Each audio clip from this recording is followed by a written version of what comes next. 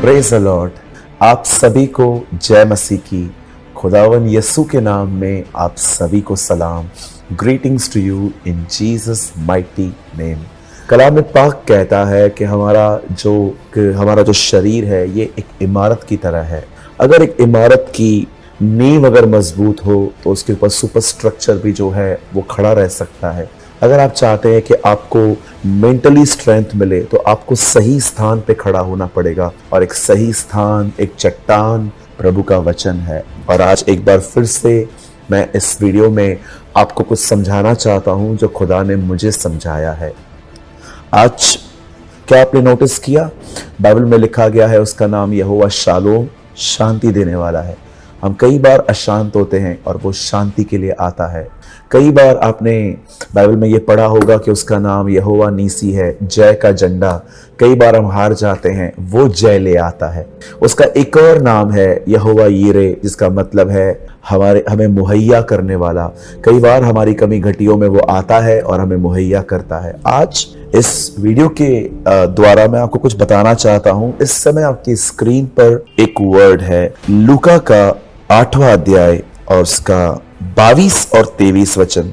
फिर एक दिन वह उसके चेले नाव पर चढ़े और उसने उनसे कहा, आओ झील के पार चलें। अतः उन्होंने नावें खोल दी।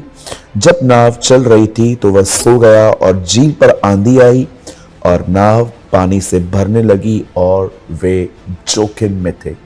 कुछ लोग कहते हैं जब हम प्रभु में आते हैं तो हमारी सारी तकलीफें सॉल्व हो जाती हैं। मुझे लगता है ये आज की सदी का सबसे बड़ा झूठ है, जिसमें ये बताया जाता है कि प्रभु में आने के बाद आपकी ज़िंदगी में कभी कोई तकलीफ नहीं आती है। मुझे लगता है ये भीड़ इकट्ठी करने के नए तरीके हैं ताकि लोग, क्योंकि हर एक के पास तकलीफ है। बाइबल नहीं कहती कि प्रभु के आने के बाद आपकी तकलीफें बिल्कुल ख़त्म सी हो जाती हैं। मैं इतना जानता हूँ कि जब हम प्रभु में आते हैं तो नो डाउट वो हमें तकलीफों से निकालता है, लेकिन इसका अर्थ ये नहीं है कि तकलीफें नहीं आएंगी। इसी के कारण आपने देखा होगा जब लोग तकलीफ में आते हैं तो वो प्रिपेयर नहीं होते हैं और वो हिलते रहते हैं। यहां पर लिखा है प्रभु यीशु मसीह झील के उस पार जाने पर था और वो अपने चेलों को कहता है, आओ हम झील के उस पार चलें। जब चेले और यीशु उस बोट में बैठ के उस तरफ जा ही रहे थे, कलाम कहता है एक तूफान उठा, एक आंधी उठी और पानी नाव में भरना शुरू हुआ। मुझे बताइए, अगर यीशु नाव में है तो क्या तूफान नहीं आया? ये एक बहुत बड़ा झूठ है जो कहा जाता है कि आप प्रभु में आओ तकलीफें बंद सी हो जाएंगी। मैं हमेशा ये विश्वास करता हूं कि तकलीफें तो आएंगी, लेकिन खुदा मुझे हर तकलीफ से छुड़ाकर अपनी एक नई पहचान मुझे देगा। बाइबल बताती है उसने फिरौन के मन को कठोर किया और विपत्तियां डाली और इजराइल पे उसने अपने आप को प्रकट किया कि वो कितना सामर्थी है। क्योंकि अगर इजराइली उसकी सामर्थ को नहीं देखते तो उस पर भरोसा भी नहीं करते। मेरे भाइयों, मेरी बहनों, मैं आप में से हर एक को कहना चाहता हूं, जब यीशु उस बोट में था तो भी तूफान आया, तकलीफ आई, लेकिन चेलों ने उसे जगाना क्यों पड़ा? क्योंकि वो सोया था और जैसे वो उठा उसे तूफान को शांत कर दिया और वो लोग बहुत ज्यादा अमेज्ड हुए, शॉक हुए कि तूफान और पानी भी इसकी आज्ञा मानते हैं। अब मैं आपको एक रहस्य बताना चाहता हूं। चेले डर गए, यीशु सोया था। ये कैसे हुआ? आप जानते हैं, अगर आपकी शांति एक अच्छे माहौल पर निर्भर करती है तो आप कभी शांत नहीं रह पाएंगे। आप जानते हो, जब चेले उस बोट में चढ़े, उनका जो माइंडसेट था, उनकी जो शांति थी, वो एक अच्छे मौसम में थी। वो जब चल रहे होंगे वो बड़े शांत होंगे क्योंकि मौसम अच्छा था, पानी शांत था। लेकिन जब उनके हालात बिगड़े, उनकी शांति भी चली गई, वो परेशान हो गए और अपनी परेशानी में उन्होंने प्रभु को जगाया। लेकिन क्यों यीशु उस तूफान में सोया हुआ था? क्योंकि उसकी शांति एक अच्छे मौसम में नहीं, उसके स्वर्गीय पिता में थी। मैं आपको कहना चाहता हूं, मेरे भाइयों, मेरी बहनों, आज मैं आपसे पूछना चाहता हूं, आप इन दिनों में किस पर निर्भर हैं? आप इन दिनों में अगर खुश और दुखी हैं तो जानते क्यों हैं? क्योंकि जब तक हालात ठीक हैं हम खुश हैं, हालात बिगड़ते हैं, हम बिखर जाते हैं। हमारी खुशी हमारे हालातों पर निर्भर नहीं होनी चाहिए। हमें हर समय खुदावन की तरफ देखना चाहिए और उसमें निर्भर होने के कारण हमें शांति होनी चाहिए। मैं आपको एक छोटी सी बात समझाना चाहता हूं। कई बार हमारी जिंदगी में तकलीफें आती हैं, हम अपनी तकलीफों में इतने मिक्स हो जाते हैं, हम इतना सोचना शुरू कर देते हैं उस विषय में कि वो सारी चीजें हमारे अंदर आके डर, चिंता, एंजाइटी, होपलेसनेस सब पैदा करती है।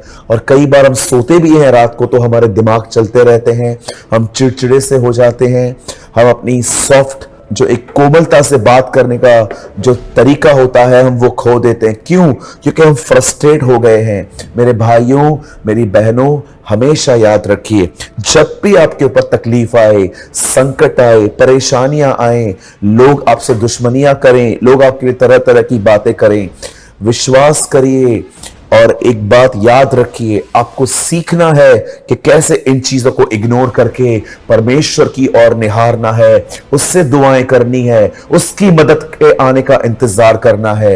यही चीज आपको तूफानों में सोना सिखाएगी, यही चीज आपको शांत रहना सिखाएगी। आपको ये बात जाननी है कि आप भले कहां भी रहें, आपका मन उसमें रहे, आपका फोकस वो रहे।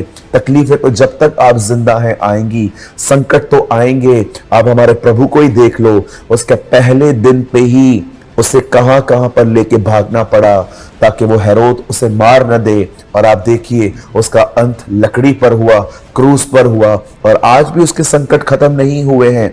वो आज भी इस दुनिया में बुरे से बुरे लोगों को बचाना चाहता है। मुझे लगता है इस दुनिया के अंदर सबसे अंदर टूटा हुआ व्यक्ति जो है वो हमारा परमेश्वर है, जो अपने लोगों को नाश होते हुए देख रहा है। लेकिन देखिए वो गिव अप नहीं कर रहा, वो हर एक को सुसमाचार बता रहा है हमारे द्वारा ताकि वो लोग बचें। हमारा भी यही एटीट्यूड होना चाहिए।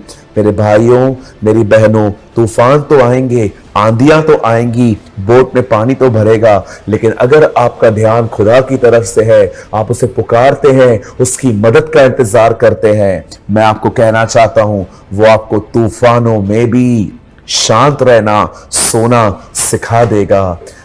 वेट मत कीजिए कि तकलीफें चली जाएंगी, उसके बाद धन्यवाद दूंगा, उसके बाद शुक्रगुजारी करूंगा, उसके बाद आनंद करूंगा, उसके बाद मैं परमेश्वर के लिए बहुत कुछ करूंगा। नो, आप जहां कहीं भी हैं उस पर भरोसा करिए कि वो सही समय पे आपकी मदद करेगा और उस भरोसे में सोना सीखिए। कई बार जब हम रात को सोते हैं तो हम एक पिलो को लेते हैं, एक तकिए को लेते हैं। मुझे लगता है हमारे लिए तकिया परमेश्वर की प्रतिज्ञाएं हैं।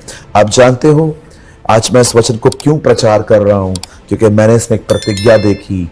यीशु ये नहीं कहता जाओ, यीशु कहता है आओ। इसका मतलब वो हमारे साथ है। मैं यीशु के नाम से कहता हूं, उसने आपको ये नहीं कहा है जाओ, उसने कहा है आओ। वो आपके साथ है और अगर वो साथ है तो इसका मतलब ये नहीं है कि तूफान नहीं आएंगे, लेकिन याद रखिएगा वो आपको सिखाएगा कि कैसे तूफानों में सोना सीखते हैं, कैसे तूफानों में भरोसा करना सीखते हैं। और एक दिन आएगा जब आप सोना भी सीख जाएंगे, वो उठेगा और आपकी तकलीफों को कहेगा शांत हो जा, क्योंकि मेरे बच्चे ने मुझ पे भरोसा किया है। खुदा आपके साथ है। मैं उम्मीद करता हूं, विश्वास करता हूं कि इस छोटे से वचन के द्वारा आपने कुछ सीखा है।